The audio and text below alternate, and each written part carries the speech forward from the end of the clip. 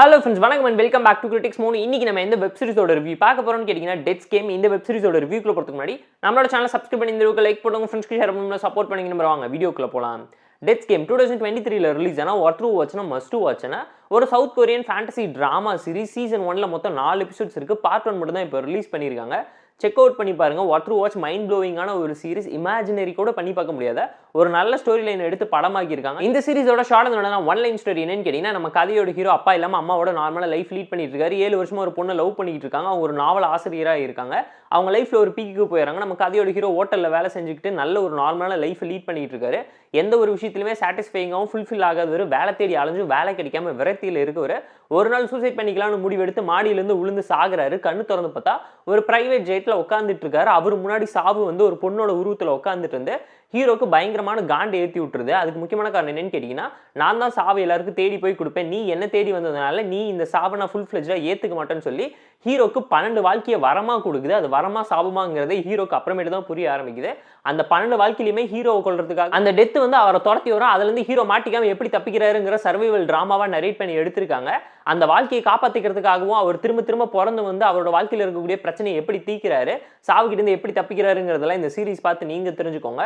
வீக்கெண்ட்ல பார்த்து என்ஜாய் பண்ற மாதிரினா ஒர்த் வாட்ச்னா மஸ்ட் வாட்ச்னா ஒரு தரமான சீரிஸ். ஃபேமிலி அண்ட் ஃப்ரெண்ட்ஸ் கூடவே பார்த்து என்ஜாய் பண்ணுங்க நான் சஜஸ்ட் பண்ணுவேன். பட் வயலன்ஸ் மட்டும் ஜாஸ்தியா இருக்குங்கிறத மனசுல வச்சுக்கோங்க.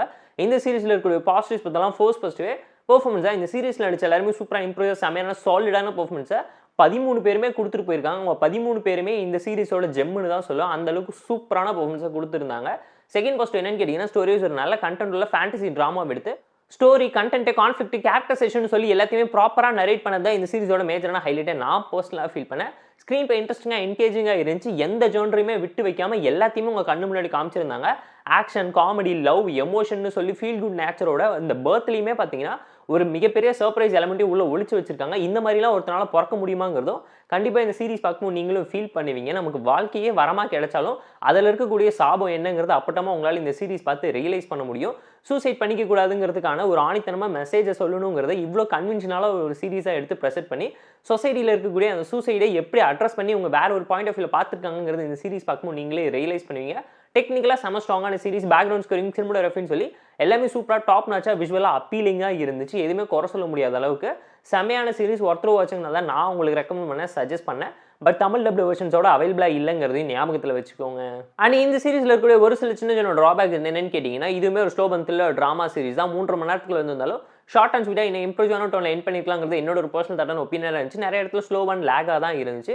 பட் எந்த ஒரு இடத்துலையுமே இன்ட்ரெஸ்டிங்காக தான் இருந்துச்சு. போரிங்னஸை கிரியேட் பண்ணவே இல்லைங்கிறது நீங்கள் ஃபீல் பண்ணுவீங்க. அண்ட் இந்த சீரிஸில் எமோஷனல் இம்பாக்ட் பயங்கரமாக இருந்துச்சு. கிளைமேக்ஸ் ட்விஸ்ட் ஒரு எபிசோட் முடியும் போது நீட்டான டோனில் தான் என் பண்ணியிருந்தாங்க. என்னடா மேஜிக் காட்டுறீங்க, அவசத்தா நான் எப்போ உயிரோட வரங்கிற மாதிரியான காமெடி டிராமாவா அழகா திரும்ப கண்ணு முன்னாடி விஷுவலாக ரீக்ரியேட் பண்ணா எப்படி நீங்க இமேஜின் கூட பண்ணி பார்க்க முடியாத அளவுக்கு மைண்ட் ப்ளோயிங்கான டிராமாவை மிஸ் பண்ணிடாதீங்க.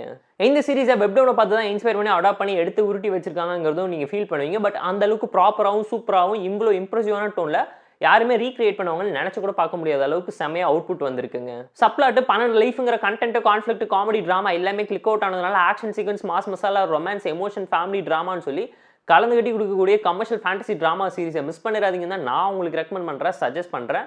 டெத்ஸ் கேம் வெப் சீரிஸ்க்கு நாம தரக்கூடிய ரேட்டிங் எவ்வளோன்னு கேட்டீங்கன்னா 7.8 out of 10. இந்த வீடியோ பிடிச்சா லைக் பண்ணி, கமெண்ட், ஷேர் பண்ணி, சப்ஸ்கிரைப் பண்ணி சப்போர்ட் பண்ணுங்க. இந்த வீடியோ பிடிக்காம மறக்காம டிஸ்லைக் வச்சு கமெண்ட் பண்ணுங்க. நம்ம டெலிகிராம் சேனல் லிங்க்ல டிஸ்பிளே இருக்கு, ஜாயின் பண்ணிக்கோங்க. டெய்லி அப்டேட்ஸ் உங்களுக்காக வந்துடும். Tata, bye bye, see you and love you all.